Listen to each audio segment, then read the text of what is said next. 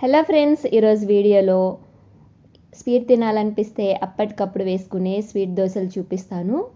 ఇది గోధుమ పిండి అండ్ బెల్లంతో వేస్తాము. చాలా టేస్టీగా ఉంటాయి, హెల్దీ కూడా. చూడండి, మనము నెయ్యితో కాంచుకున్నాం అనుకోండి, ఇంకా సూపర్ టేస్టీగా ఉంటాయి. నోరూరించేలా ఉంటాయండి. ఖచ్చితంగా వీడియో చూసి ట్రై చేయండి. ఇంకా ఏమాత్రం లేట్ చేయకుండా రెసిపీ విధానం చూసేయండి.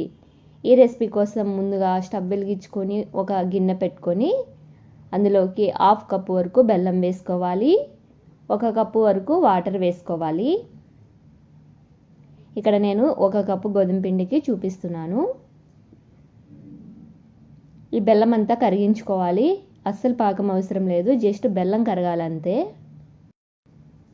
బెల్లం అంతా కరిగిపోయాక స్టవ్ ఆఫ్ చేసేసుకొని దింపేసుకోవాలి.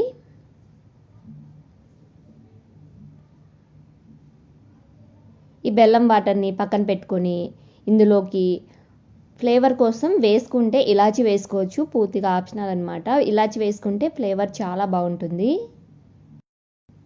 నెక్స్ట్ ఇందులోకి 1 కప్పు వరకు గోధుమ పిండి వేసుకోవాలి. నేనైతే ఇక్కడ ఇంట్లో పట్టించిన గోధుమ పిండి తీసుకుంటున్నాను.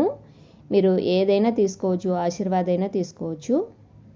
ఈ గోధుమ పిండి బెల్లం వాటర్లో బాగా కలిసేటట్టుగా కలుపుకోవాలి.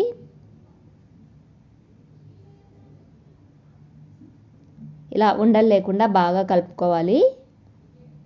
చూడండి, కొద్దిగా గట్టిగా ఉంటే కొన్ని వాటర్ యాడ్ చేసుకొని మనం దోశ వేసుకుంటాం కదా, రెగ్యులర్ దోశ, ఆ కన్సిస్టెన్సీలోకి వచ్చే వరకు కలుపుకోవాలి.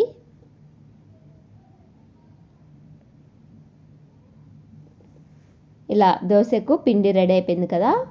నెక్స్ట్ స్టవ్ మీద దోశ పాన్ పెట్టుకొని మనం ముందుగా ప్రిపేర్ చేసిన పిండిని ఇలా వేసేసుకొని కొద్దిగా జస్ట్ అలా స్ప్రెడ్ చేసుకోవాలి.